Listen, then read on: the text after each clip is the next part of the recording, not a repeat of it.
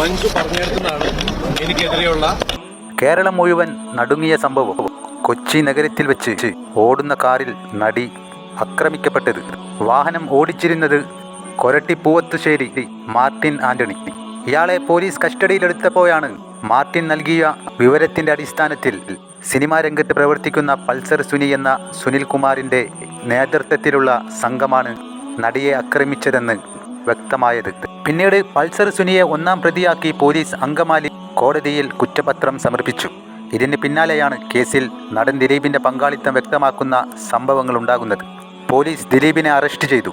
88 ദിവസത്തെ കസ്റ്റഡിക്ക് ശേഷം ഹൈക്കോടതി അദ്ദേഹത്തിന് ജാമ്യം അനുവദിച്ചു. എന്തിനു വേണ്ടിയാണ് നടി ആക്രമിക്കപ്പെട്ടത്? ഇതിന്റെ പിന്നിലെ കാരണമെന്താണ്? ഒരു വിദേശ യാത്രയാണ് ഇതിന്റെ പിന്നിൽ. ഈ വേളയിൽ ദിലീപ് മറ്റൊരു നടിയുടെ റൂമിലേക്ക് കയറി പോകുന്നത് ആക്രമിക്കപ്പെട്ട നടി കണ്ടു. ഇത് ദിലീപിന്റെ ഭാര്യയായ മഞ്ജുവിനോട് നടി തുറന്നു പറഞ്ഞു. ഇതോടെ ദിലീപിന്റെ കുടുംബത്തിൽ കലഹങ്ങൾ ഉണ്ടാകാൻ തുടങ്ങി. അവരുടെ ജീവിതത്തിൽ പ്രയാസങ്ങളായി തകരാൻ തുടങ്ങി. ഇതിന്റെ പ്രതികാര കഥയാണ് ഈ കേസ് എന്നാണ് ഭൂരിപക്ഷം ആളുകളുടെയും അഭിപ്രായം. ഇത് സത്യമെങ്കിൽ ഇതിലെ മുഖ്യപ്രതി ആരാകാനാണ് സാധ്യത? ഇന്ന് കോടതിയിൽ നടന്നത് നാടകീയ രംഗങ്ങൾ. ബഹുമാനപ്പെട്ട കോടതി കേസിൽ പ്രതിയായ ദിലീപിനെ കണ്ടപ്പോൾ എഴുന്നേറ്റ് നിന്നെന്ന വാർത്തകൾ പ്രചരിക്കുന്നു. നോക്കൂ, ഒരു കോടതിയിലെ ഏറ്റവും വലിയ ശക്തിയാണ് നിഷ്പക്ഷത. നിയമത്തിന്റെ മുമ്പിൽ എല്ലാവരും ഒരുപോലെയാണ്. പ്രസിഡന്റ് ആയാലും സാധാരണ പൗരനായാലും അല്ലെങ്കിൽ ഒരു കേസിലെ പ്രതിയായാലും. അങ്ങനെയിരിക്കെ ഒരു പ്രതിക്കൂട്ടി നിൽക്കുമ്പോൾ ബഹുമാനപ്പെട്ട ജഡ്ജ് എഴുന്നേറ്റ് ആദരവോടെ നിൽക്കുന്നത് പോലെ സാഹചര്യം ഉണ്ടാകുകയാണെങ്കിൽ അത് എന്താണ് നമ്മെ പഠിപ്പിക്കുന്നത്?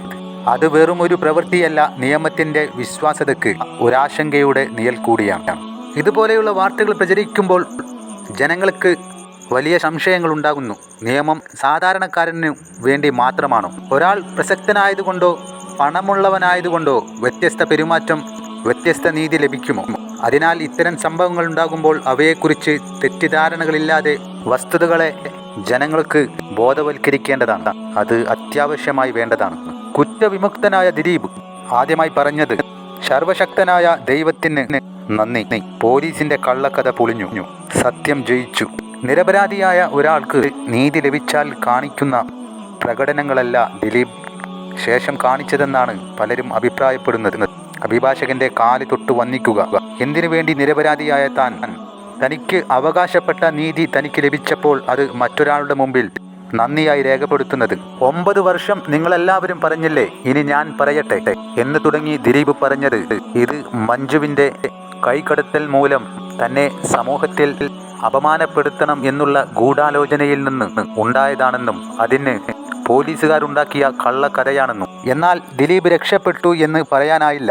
അതിജീവിത നീതി തേടി ഇനിയും മുൻപോട്ടു പോകും എന്ന വാർത്തകളും ചൂട് പിടിക്കുന്നു. കാരണം ഈ പ്രതി വരുമ്പോൾ എഴുന്നേൽക്കുന്ന ജഡ്ജി തന്നെയാണ് നമ്മുടെ മുന്നിലുള്ള വിഷയം. അത് മാത്രം അതുകൊണ്ടാണ് ഈ വനിത പറഞ്ഞത്, ഈ ധീരയാത്രി പറഞ്ഞത് കോടതി മാറ്റം 2 തവണ ഒറ്റപ്പെട്ടല്ലോ, അത് അംഗീകരിക്കപ്പെട്ടില്ലല്ലോ. പ്രീ ഡിറ്റർമിൻ്റ് ഒരു വിധിയാണിത്.